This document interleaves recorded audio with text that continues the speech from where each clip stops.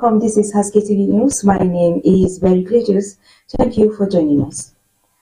On the news, residents of Jalingo, Taraba State are facing significant water shortages, leading to concerns across Jalingo, the Taraba State capital.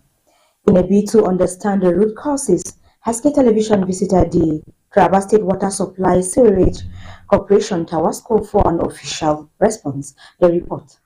Water scarcity has become a growing issue in Jalingo, Taraba State, especially in Mile 6, leaving many residents struggling to access this basic necessity. Haske Television visited the Taraba State Water Supply and Sewerage Corporation, Tawasco, and the Managing Director, Mr. Buba Siam, has cleared the air on some insights into the challenges the board is currently dealing with.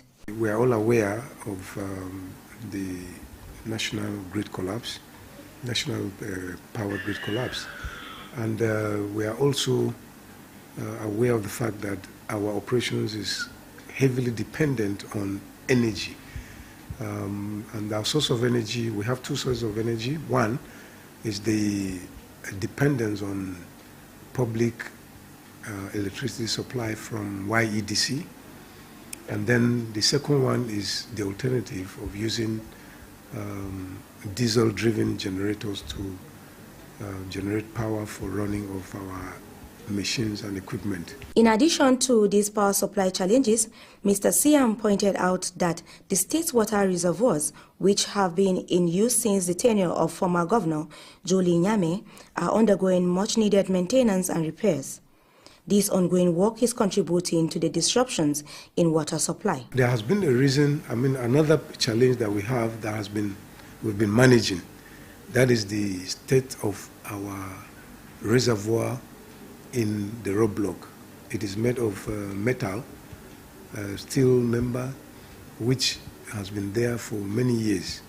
The tank was constructed way long before, during the time of His Excellency Reverend Nyame, and so the tank is aged, and we've been managing it until in recent times when it was almost collapsing.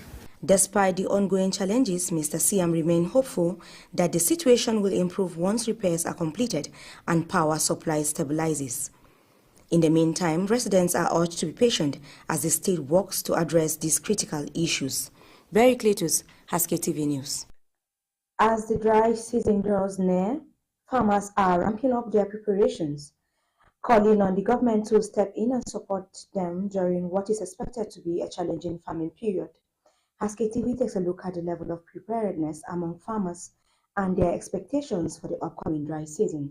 The report. As the dry season approaches, farmers are bracing for challenges that come with it, yet many are already deep in preparations for dry season farming. While there is still some debate over whether the rainy season has fully come to an end, farmers are moving ahead with planting and irrigation, essentially for sustaining crops during the dry months. Dry season farming has become increasingly important for ensuring food security and economic stability, especially in regions where rainfall is unpredictable. For many, it's a crucial time to grow crops like tomatoes, onions, and other vegetables that thrive under irrigated conditions. Farmers highlighted that while the dry season offers a chance for increased yields, it also brings significant challenges, particularly with the high cost of fuel. The rising price of petrol has become a major concern. Many farmers rely on petrol-powered irrigation systems, and with some fuel price soaring, the cost of running this system has skyrocketed. As a result, farmers fear that the increased cost of fuel will eat into their profits and potentially reduce their harvest.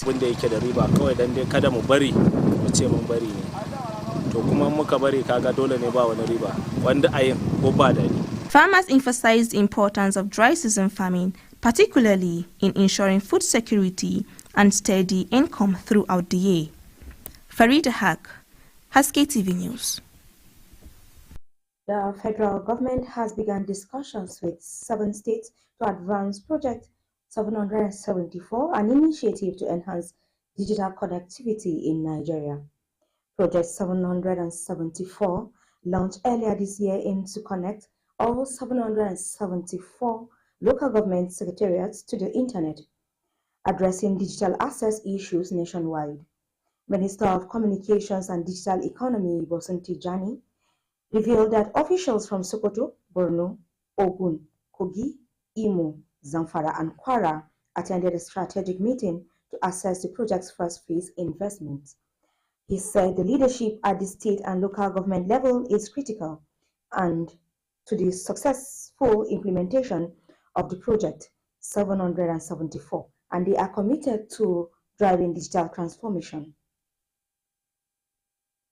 We will now take a break. When we return. Haske TV News will continue. Please stay with us.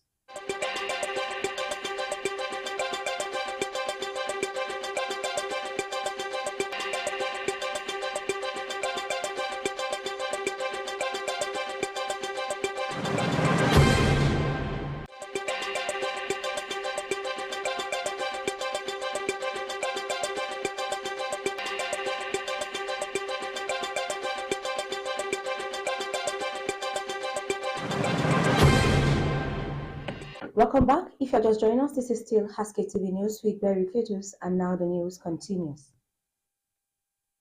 The federal government has approved the minimum term expenditure framework and fiscal strategy paper for 2025 to 2027, projecting a 47.9 trillion budget for 2025. This was disclosed by Minister of Budget and Economic Planning Abubakar Bagudu following the Federal Executive Council meeting at Aso Villa. Bagudu highlighted the need to reduce the cost of oil and gas production and called for potential amendments to the Petroleum Industry Act to address financial risks. He also emphasized the importance of maintaining fiscal discipline, supporting vulnerable populations, and fostering economic resilience amidst global economic challenges. The Nigerian military paid his last respect to the late Chief of Army Staff, Lieutenant General Taurid Labaja, who passed away on November 5th after a brief illness. A series of solemn ceremonies held in Lagos and Abuja marked the final journey of the esteemed military leader. A military parade by Guards Brigade preceded the airlifting of his remains aboard NFA aircraft to Abuja. And that's the news. On behalf of the production team, my name is Berry Cletus. Invite you to stay tuned for our subsequent programs. From me is goodbye.